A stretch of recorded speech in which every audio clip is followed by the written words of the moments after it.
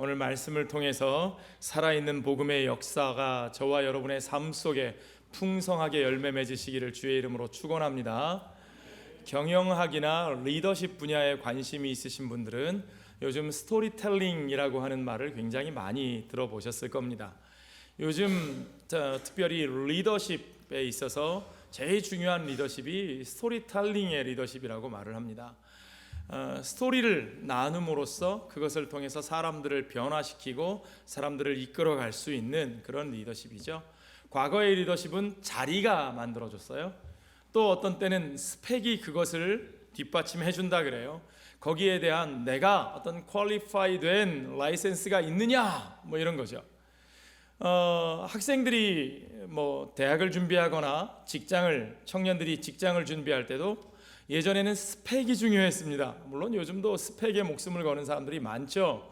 가끔씩 한국에서 어학연수 오는 학생들을 보면 이 이력서에다가 요거 딱 한 줄, 스펙 한 줄 올리려고 어학연수 온다고 하는 친구들도 많을 정도로 여전히 스펙이 중요하긴 하지만, 그러나 여러분, 이력서 한 장을 가지고 우리가 사람에 대해서 얼마나 알 수 있습니까? 이력서 믿고 사람 그걸로 뽑았다가 낭패당하는 일들 아마 여러분들도 많이 겪어보셨을 겁니다. 중요한 것은 스펙이 아니라 오늘날에는 그 사람이 들려주는 스토리에 귀를 기울이는 시대가 되었습니다. 그 스토리를 통해서 사람들을 변화시키고 사람들을 감동시키고 사람들을 이끌어가는 것이 경영에서도 그렇고 리더십에서도 그렇고 정치, 문화, 사회 모든 전반에서 그것이 중요하게 여겨지는 시대가 됐습니다. 그런데 여러분, 스토리가 아무리 좋은 이야기가 그의 입에서 나와도 스토리에 있어서 사람을 변화시키고 사람을 감동시키기 위해 꼭 필요한 게 있습니다. 그게 뭘까요? 진정성이죠. 진정성. 아무리 대단한 이야기를 하고 그럴듯한 이야기를 해도 그 스토리에 진정성이 빠져 있으면 그것이 사람을 변화시키지 못합니다. 그렇죠? 아무 소용이 없는 거예요. 우리들에게는 스토리가 중요하고 그 스토리에는 진정성이 중요한데, 오늘 우리는 바울이 자기 자신의 믿음의 이야기, 스토리를 나누면서 그 스토리 속에 들어있는 자신의 진정성을 가지고 고린도 교회 사람들에게 호소하는 모습을 우리는 확인할 수 있습니다. 그것이 진정성이 담겨 있는지 아닌지. 자, 여러분, 선거 때가 됩니다. 정치가들이 연설을 하죠. TV에서 연설을 하고 어디 가서 연설을 하기도 하고, 모든 정치인들마다 선거철만 되면 자신은 민주주의를 위해서 목숨을 걸겠다 그렇게 말을 합니다. 모든 정치인들마다 자기는 국민을 위해서 모든 것을 다 하겠다라고 말을 합니다. 그렇죠? 그렇게 말하지 않는 사람들이 별로 없어요. 그런데 그 말이, 그들의 이야기가 우리를 감동시키려면 뭐가 필요합니까? 진정성이 필요하죠. 그들의 이야기에 진정성이 담겨 있는지 아닌지 우리는 무엇을 통해 확인할 수 있습니까?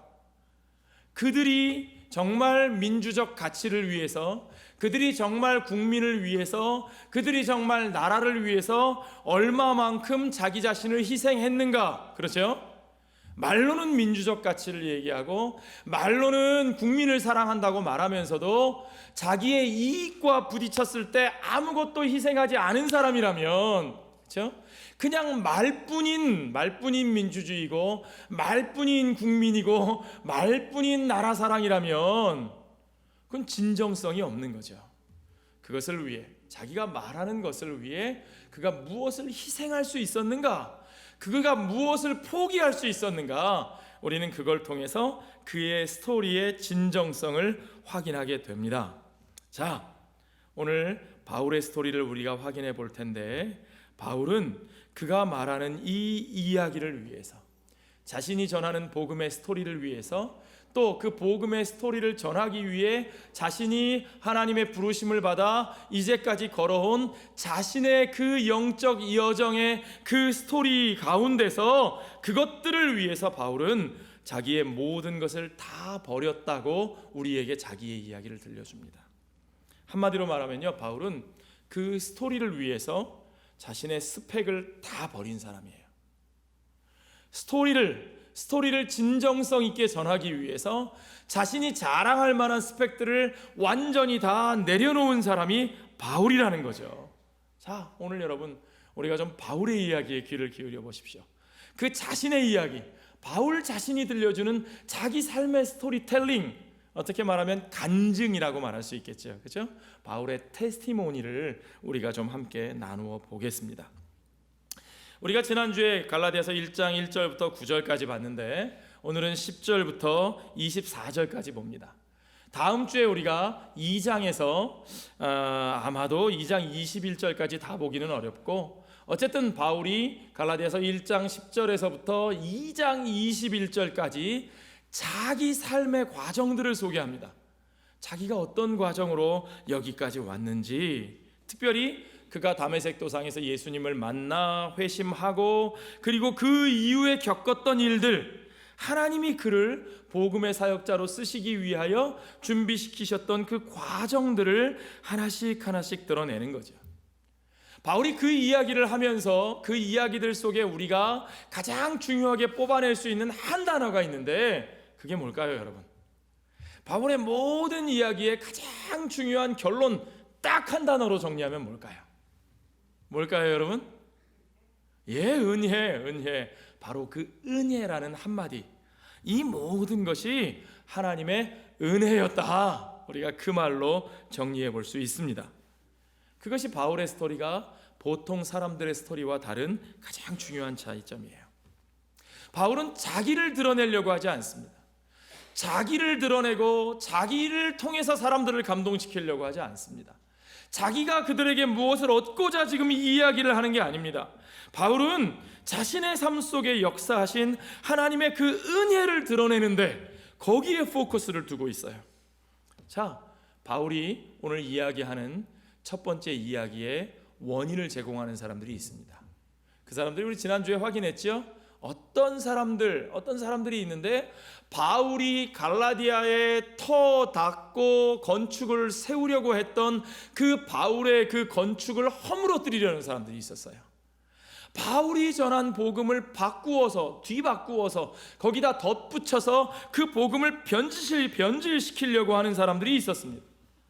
바울은 그들 앞에서 그들이 자신을 공격하고 자신이 전하는 복음을 공격하는 데 있어서 그것을 변호하고 있는데, 그 변호하는 증언의 핵심이 그것이 by the grace, 하나님의 은혜로 내가 행한 이 모든 것들이 나로 말미암은 것이 아니라 하나님의 은혜로 말미암은 것이라고 그 과정을 증언하고 있는 거죠.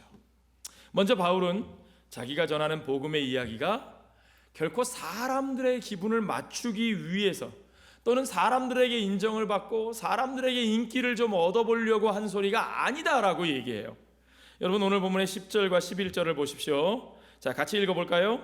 이제 내가 사람들에게 좋게 하랴 하나님께 좋게 하랴, 사람들에게 기쁨을 구하랴, 내가 지금까지 사람들의 기쁨을 구하였다면 그리스도의 종이 아니니라. 사람들의 기쁨을 구하면 그리스도의 종이 될 수 있다, 없다? 없다. 바꾸어 말하면 그리스도의 종으로 산다는 것은 사람들에게 인정받고 사람들에게 인기를 얻기 위해 사는 것이 아니다. 이게 중요한 거예요, 여러분. 이 두 가지는 결코 양립할 수 없는 겁니다. 사람에게 인정받는 것에 목숨을 걸고 사는 사람은 그리스도의 종일 수가 없고, 그리스도의 종이라면 그는 사람에게 인정받는 것에 목숨 걸지 않는다는 거예요. 이 두 가지는 양립되지 않습니다. 형제들아, 내가 너희에게 알게 하노니 내가 전한 복음은 사람의 뜻을 따라 된 것이 아니니라. 어떤 사람들은 뭐라고 말했냐면요, 바울이 도대체 왜 저런 이야기를 하느냐?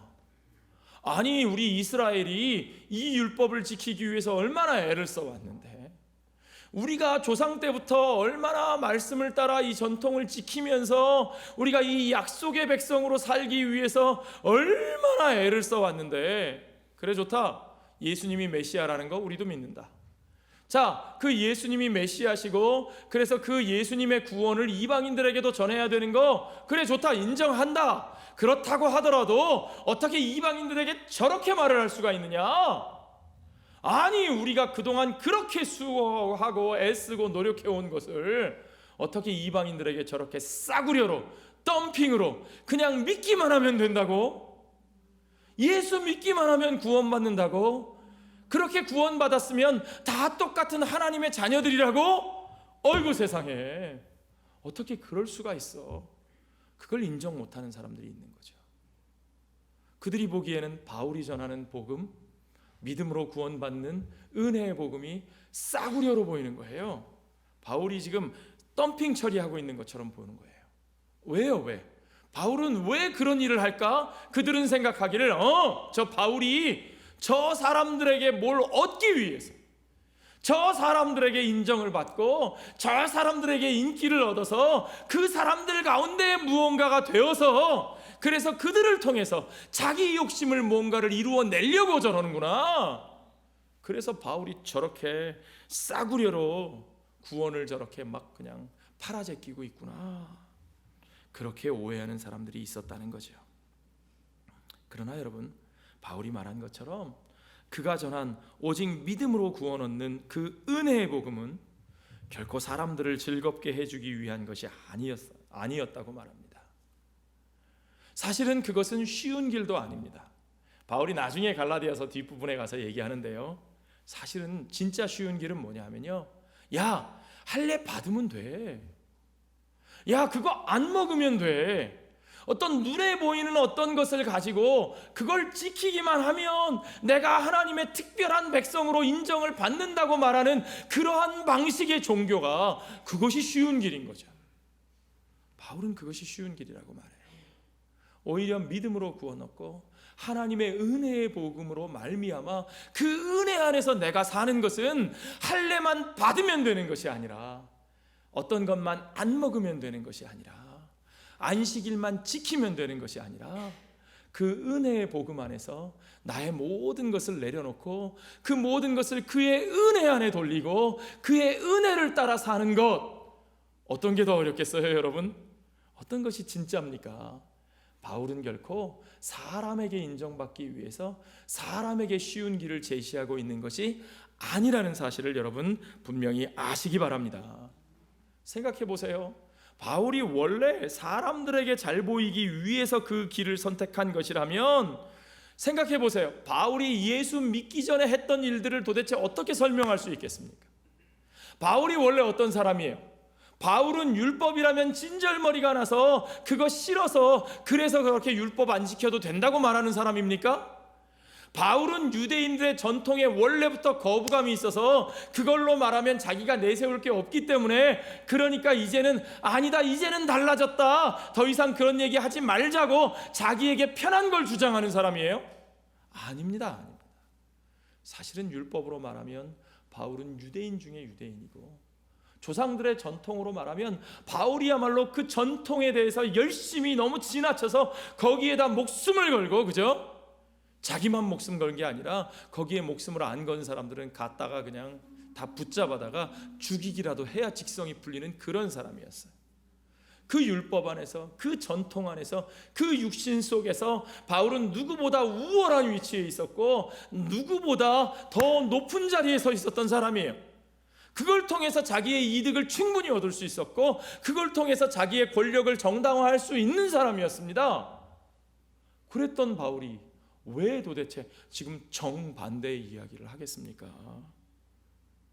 13절 14절 읽어보지 않아도 여러분 다 아시잖아요. 바울이 어떠했는지. 하나님의 교회를 심히 박해하고 멸망시키려고 했고, 지나치게 유대교를 믿어서 내 조상의 전통에 대하여 더욱 열심히 있었던 사람. 그러니까 바울이 지금 이 이야기를 왜 합니까? 내가 전하는 이 복음, 오직 그 은혜로 말미암아 믿음으로 구원 얻는 이 복음의 진리를 내가 전하고 그것 때문에 내가 오히려 박해를 받고 그것 때문에 오해를 사는 것, 그것 때문에 내가 기존에 누리던 모든 기득권들을 다 포기할 수밖에 없는 이것이 과연 내 인간적인 생각과 내 계산과 내 의도대로 된 것이겠느냐? 아니라는 거예요. 그것이 전혀 내 의도로 된 것이 아니라는 거죠. 바울 자신이 이 복음을 알기도 전부터, 그가 어머니의 태에서부터, 어머니 뱃속에 있을 때부터, 그러니까 그에게 아무 의지나 생각이나 계산이 있지도 않을 때부터 하나님이 그를 택정하시고, 아멘, 하나님이 하신 거예요. 하나님이 그를 택정하시고 그의 은혜로 그를 부르신 하나님, 그 하나님이 오직 그의 아들을 이방에게 전하기 위하여, 오직 이방인 가운데 바울을 통하여 그 아들의 복음을 전하게 하시기 위하여 예수 그리스도 하나님의 아들을 바울에게 나타내기를 기뻐하셨다, 의도하셨다. 누가 기뻐하셨다고요? 하나님이 기뻐하셨다고 바울은 분명히 말하는 거죠. 그의 의도가 아니라 하나님의 의도고, 그가 한 것이 아니라 하나님의 한 것이다. 여러분, 갈라디아서에서 말하는 복음과 은혜의 핵심이 그거예요. 내가 한 것이 아니라, 나로 말미암은 것이 아니라 하나님이 하신 것이고 하나님으로 말미암은 것이다. 아멘. 그것이 은혜의 본질입니다. 이때 바울이 강조하는 것이 뭐냐? 자신이 하나님의 은혜로 그리스도의 부르심을 받고 그의 복음을 받았을 때 그가 그것이 하나님의 은혜로 된 것이기 때문에 그가 혈육들을 의지하지 않았다. 혈육이 무슨 말이에요? 살과 피가 있는 다른 사람들, 인간적인 것들을 의지하지 않았다, 그 얘기입니다. 자, 16절 후반부에는 뭐라고 되어 있습니까? 내가 곧 혈육과 의논하지 아니하고 또 나보다 먼저 사도된 자들을 만나려고 어디로 가지 않았다고요? 예루살렘으로 가지 아니하고, 사람은 남은 서울로 보내고 말은 남은 제주도로 보내고 사역자는 어디로 가야 돼요? 예루살렘으로 가야 되는 건데, 그렇죠? 네. 근데 바울은 예루살렘에 가지 않았다는 거예요. 어디로 갔어요? 아라비아로 갔다가, 이 아라비아로 간 이유는 뭐예요? 아라비아의 예루살렘보다 더 훌륭한 사도가 있어서 그랬을까요? 거기 가면 더 큰 권위와 인정을 받을 수 있어서 그랬을까요? 아니죠. 전혀 그러한 것과 상관없는 다른 곳으로 하나님이 그를 보내셔서 거기서 하나님이 직접 그를 준비시키셨다, 그런 얘기입니다. 그렇게 아라비아로 갔다가 그는 다시 예루살렘으로 간 것도 아니고 다시 다메섹으로, 예수님이 그를 부르셨던 그곳으로 가서 그가 처음 복음 전했던 그곳에서 복음을 전했다는 거죠. 그런 시간을 가진 다음에 몇 년 후에, 18절에 보니까 그 후 3년 만에 게바를 방문하려고, 게바가 누구죠? 베드로입니다. 그렇죠? 베드로. 헬라어로 페트라, the rock, 반석이라는 말이고, 그것이 아람어로 케파, 게바라는 말이에요. 그제서야 예수님의 수제자인 베드로를 만나려고 예루살렘에 올라가서 그와 함께 가서 꼴랑 며칠 있었어요? 15일, 보름. 여러분, 한국에 한 번씩 방문해 보십시오. 보름 갔다 오면 얼마나 아쉬운가, 그렇죠? 보름 동안 할 수 있는 일이 별로 없어요. 적어도 한 달은 가야 그래도, 그렇죠? 15일 동안 머물렀고, 거기서도 주의 형제 야고보 외에는 다른 사도들을 보지 못하였느니라. 다른 사도들 일일이 만나서 눈도장 찍고 얼굴 익히고 그들의 인정을 받아내려고 애쓰지 않았다는 겁니다. 그런 일을 하지 않았다는 겁니다. 바울이 계속해서 예루살렘의 사도들을 말하는 이유가 뭐냐? 바로 그 예루살렘의 사도들을 통한 스펙을 바울에게 원하는 사람들이 있었다는 거죠. 바울에게 그 스펙이 부족하다고 바울을 찌르고 비난하고 바울이 전하는 복음을 폄훼하고 훼손하는 사람들이 있었다는 겁니다. 그래서 바울은 더욱더 그 예루살렘의 사도들을 얘기해요. 나는 그들의 권위 아래 종속되지 않았다. 나는 그들 밑에 서 있지 않다. 나는 그들로부터 복음을 받은 것이 아니다. 소위 너희들이 말하는 그 본산지, 그 본부에 가서 그들의 권위로부터 인정을 받아야 되는 것이 아니다. 이 사람들은 지금 바울이 가지고 있는 스펙보다 우리가 가진 스펙이 더 훌륭하다, 우리 말을 들어라 라고 말하면서 바울이 말한 것으로는 부족하다, 거기에다가 이것 저것 더해야 된다고 말하고 있는데, 바울은 오히려 그들이 주장하는 그 스펙, 그거 아무것도 없다는 거예요. 아무것도 아니라는 거예요. 나는 그런 스펙에 의지해서 이 복음을 전하지 않았다고 말하는 겁니다, 여러분. 그 스펙 자체를 부정하는 거죠. 바울은 자기가 전하는 복음, 그것은 그들이 주장하는 그런 스펙에 따라 결정되는 것이 아니라고 말합니다. 그것은 철저하게 하나님의 은혜로 그분이 이루신 일이지 사람들이 인정하는 어떤 스펙으로 이루어지는 것이 아니라는 사실을 바울은 정말 목숨 걸고 부인하고 있어요. 여러분, 요즘 계산 빠르고 지혜 있는 사람 같으면 그래? 그 사람들이 나한테 그게 없어서 불편하대? 아유, 그러면 그까짓 거 뭐 내가 전하는 거 포기하지 않고도 그 사람들이 원하는 스펙 그거 내가 가져주면 되지 뭐. 그쵸 여러분? 그건 뭐 어려워요? 학교가 덜 다녔다 그러면 학교 좀 다녀주면 되지. 어학연수 안 갔다 왔다 그러면 어학연수 좀 갔다 오면 되지. 그치? 예. 그런데 바울은 일부러 그렇게 안 하고 있어요. 그렇게 할 수 없어서 안 하는 게 아니에요.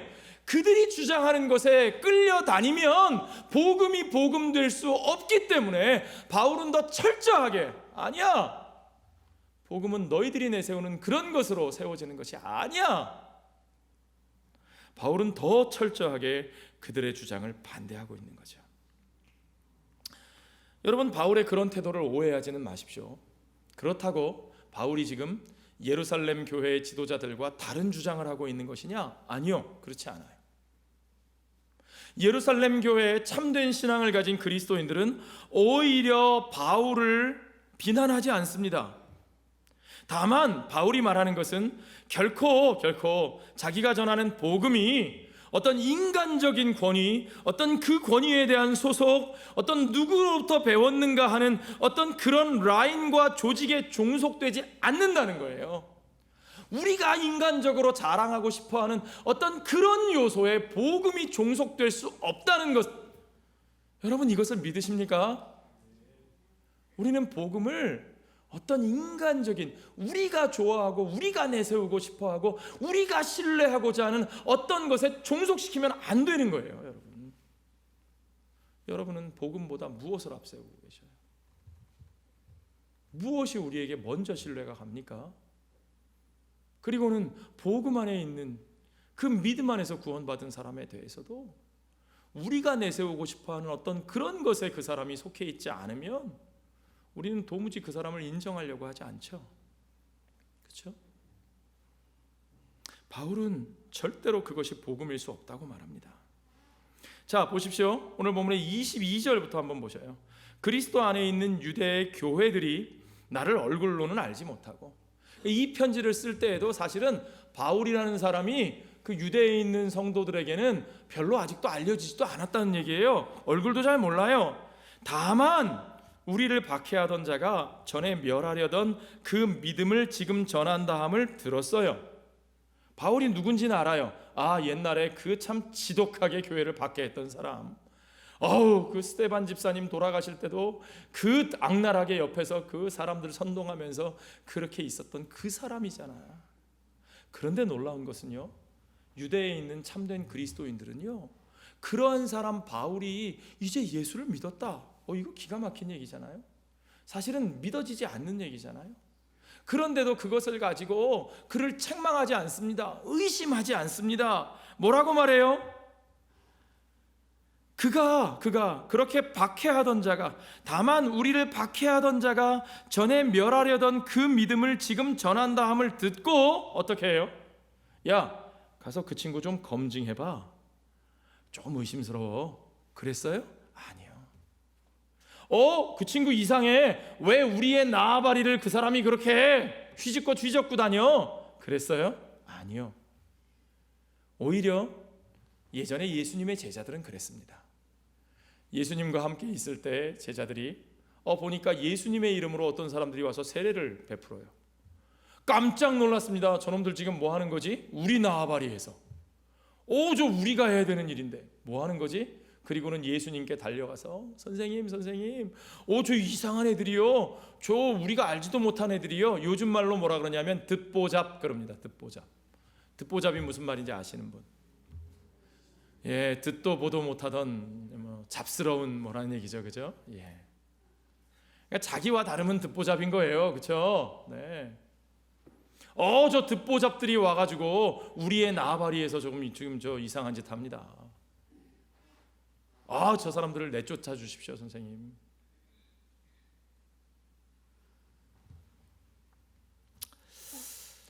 초대교회 성도들은 그렇게 하지 않았습니다. 어떤 갈등을 일으키는 어떤 사람들 빼고는 유대에 있던 참다운 그리스도인들은 그렇게 하지 않았습니다. 바울의 소식을 듣고 그들은 바울로 인하여 하나님께 영광을 돌린 것을 믿으시기 바랍니다.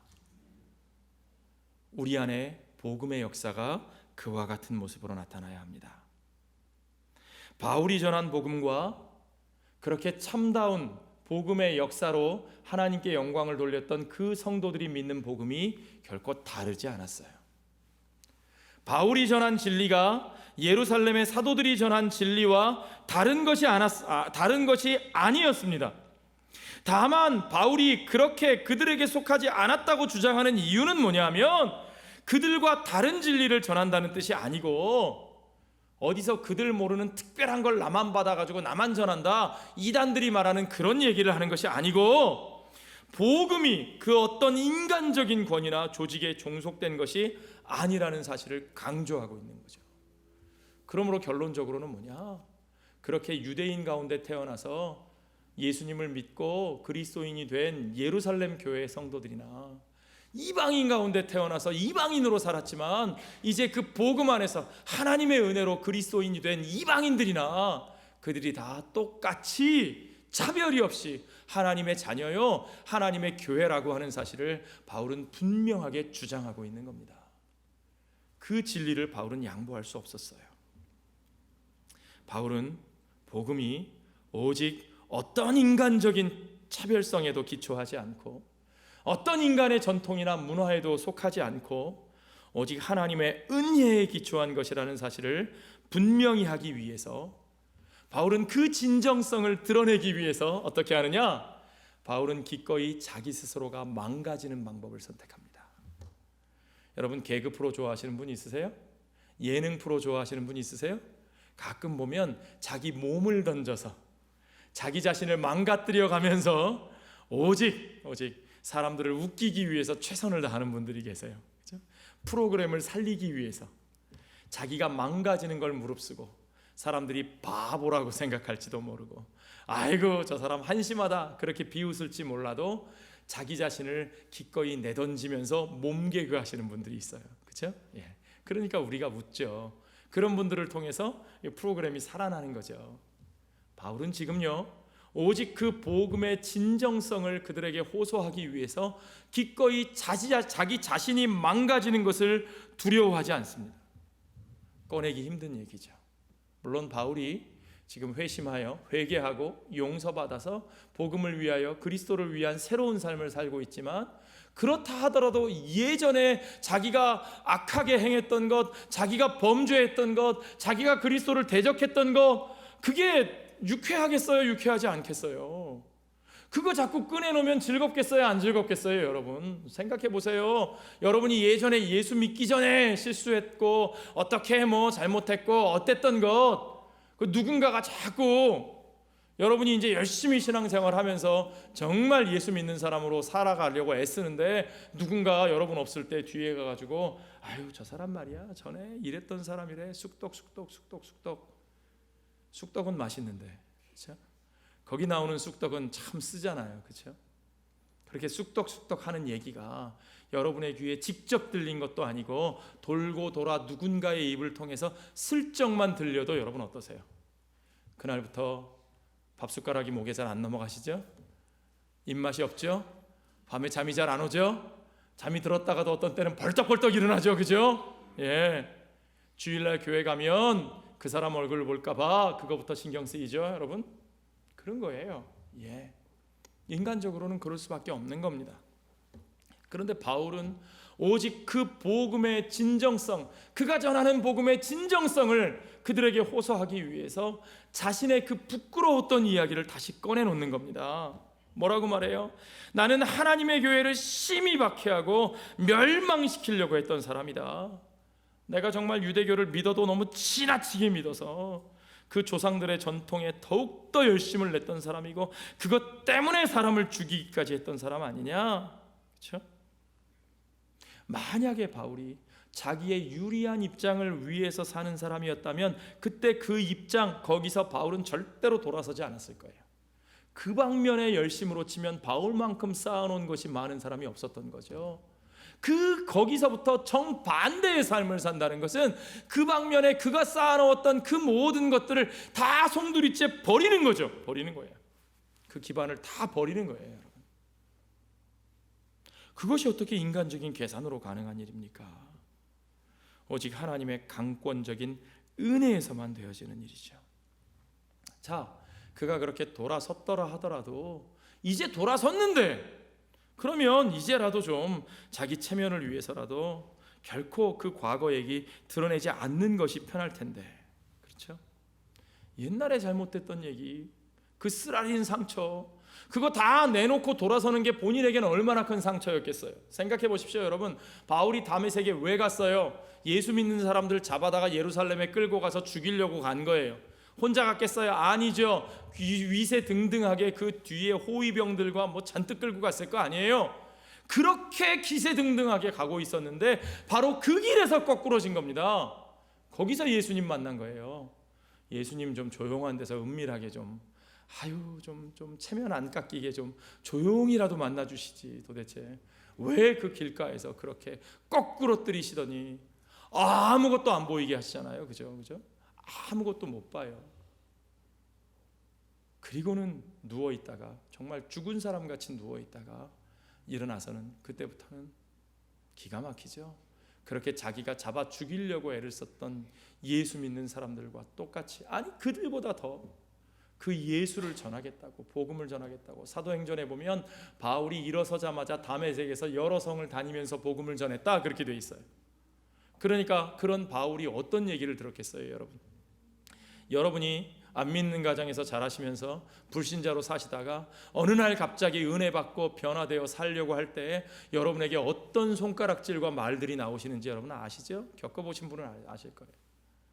지가 언제부터 예수 믿었다고 부터 시작해서, 그 정도는 양반이죠. 저건 미쳤어. 저거 제정신이야? 아이고 멀쩡한 놈 하나 배렸네. 그렇죠? 우리들에게 날라오는 화살입니다. 바울은 그보다 훨씬 더한 이야기를 들었을 겁니다.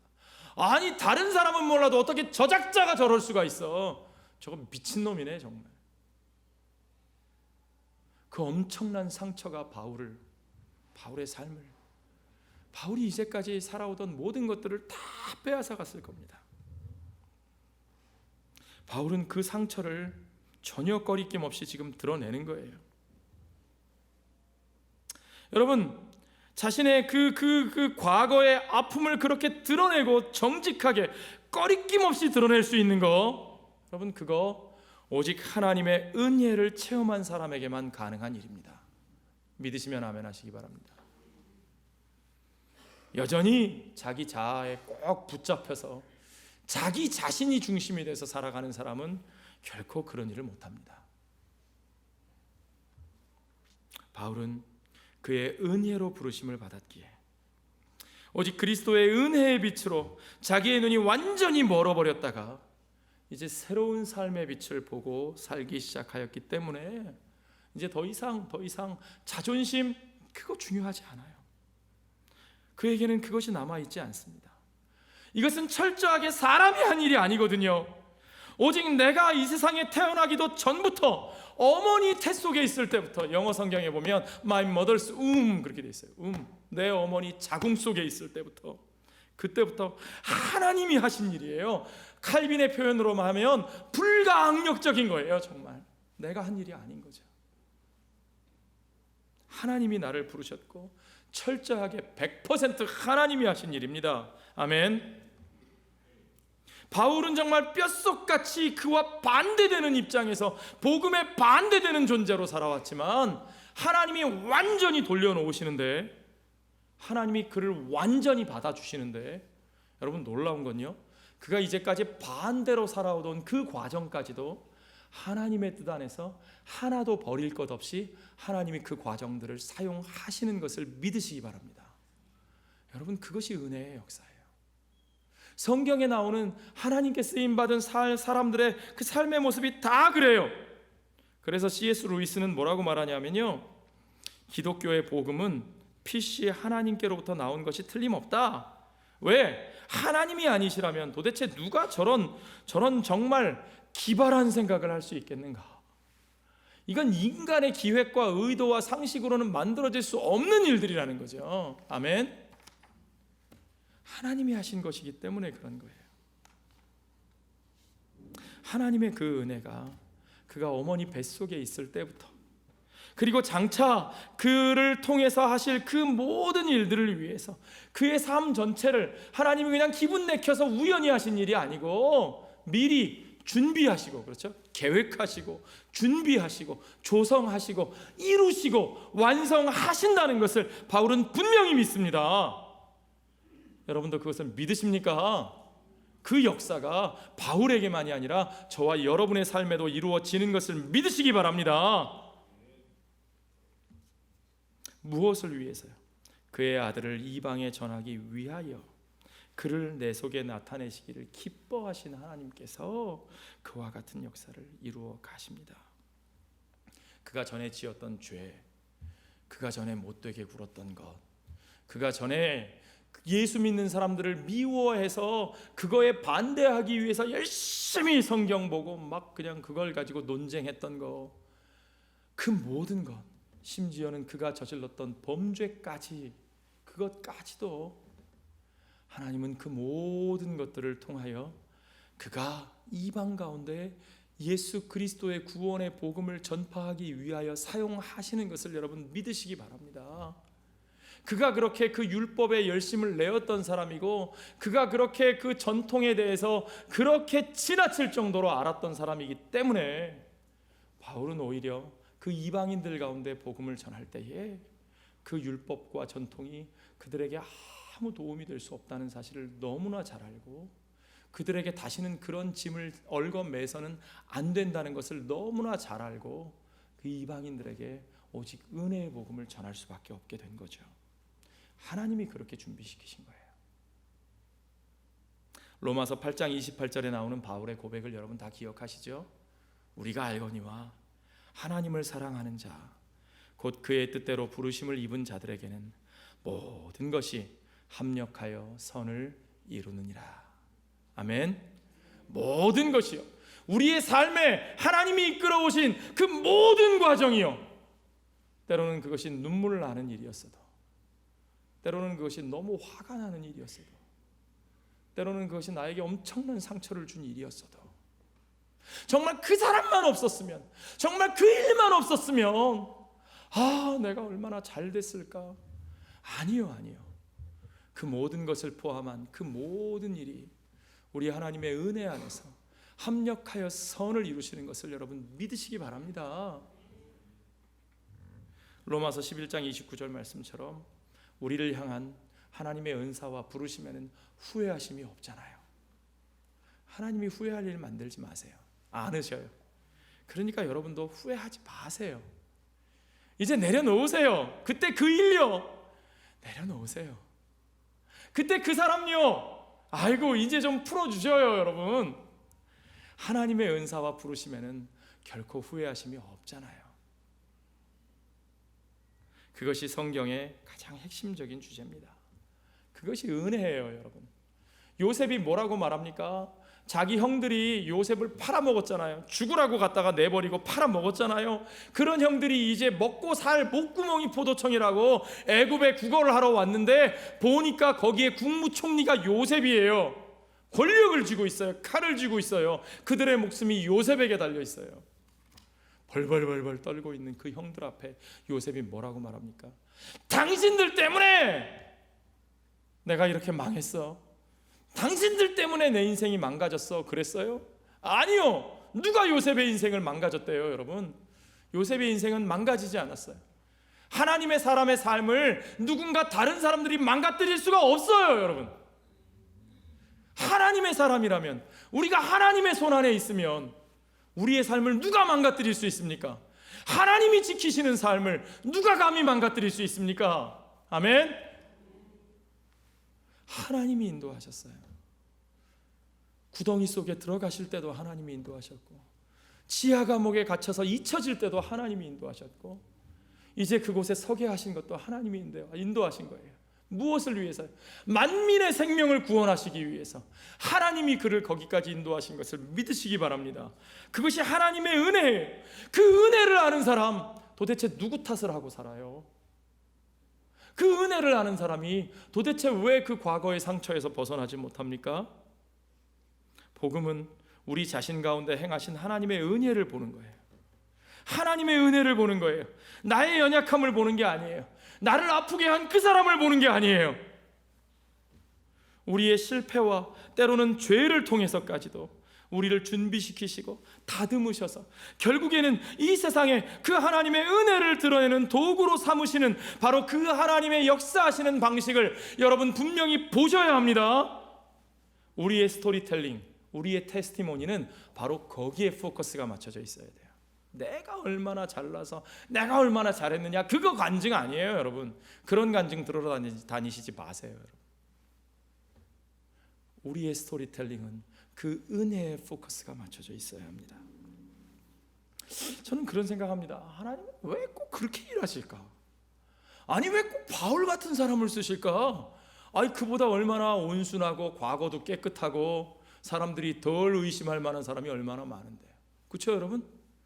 왜 하나님은 하필이면 저 같은 사람을 쓰실까? 저보다 얼마나 쿨하고 심플하고 스마트하고 좋은 학위도 가지고 있고, 그런 분들이 얼마나 많은데 하나님은 왜 나 같은 사람을 쓰실까? 그것이 바로 하나님의 은혜임을 믿습니다. 전 모르겠어요. 난 알 수 없도다, 그렇죠? 우리 부른 찬송처럼 왜 나를 부르시고 왜 나를 쓰시는지 그 하나님의 은혜의 이유를 나는 알 수가 없습니다. 그러나 분명하게 우리가 하는 것 한 가지는 하나님이 우리를 쓸만해서 쓰시는 게 아니에요. 우리가 대단해서 사랑하시는 게 아니에요. 하나님이 왜인지 모르지만 우리를 사랑하시고 우리같이 부족한 자를 통해서 하나님이 이루고자 하시는 목적이 분명히 있다는 거죠. 지난 주간에 우리가 고린도, 지금 아침마다 우리 고린도후서를 계속 읽고 있는데 여러분도 다 읽고 계신 줄로 압니다. 고린도후서 4장 7절의 말씀이 너무나 와닿습니다. 우리가 이 보배를, 그리스도의 이 영광의 광채를, 그 복음의 빛을 질그릇에 가졌으니, 어디에 가졌다고요? 질그릇이요. 그게 우리예요. 우리는 질그릇이에요. 우리는 투박해요. 우리는 보잘것없어요. 우리는 내세울 게 없어요. 우리는 연약해요. 깨지기도 쉬워요. 우리는 금그릇도 아니고 좋은 유기그릇 바른 무슨 좋은 유약 바른 무슨 이조백자도 아니고 고려청자도 아니에요. 우리는 질그릇이에요. 질그릇. 그런데 하나님은 그 질그릇에 그 보배를 담아주셨습니다. 아멘. 왜요? 이유는 한 가지입니다. 이는 심히 큰 능력은 누구에게 있고? 하나님께 있고, 누구에게 있지 아니함을? 우리에게 있지 아니함을 알게 하려 함이라. 그러니까 여러분, 하나님, 나 질그릇인데요, 하나님 나 좀 제발 금그릇 되게 해주세요. 나를 좀 금그릇으로 바꿔주시면 그러면 내가 하나님께 정말 이런 일도 하고 저런 일도 할게요. 우리 집을요, 맨날 이렇게 보잘것없는 질그릇으로 두지 마시고 우리 집을 저 번쩍번쩍하는 금그릇으로 좀 만들어 주십시오. 그러면 내가 하나님을 위해서 이렇게 하고 저렇게 할게요. 아니에요, 여러분. 그런 기도 해오셨으면 바꾸셔야 합니다. 아니에요.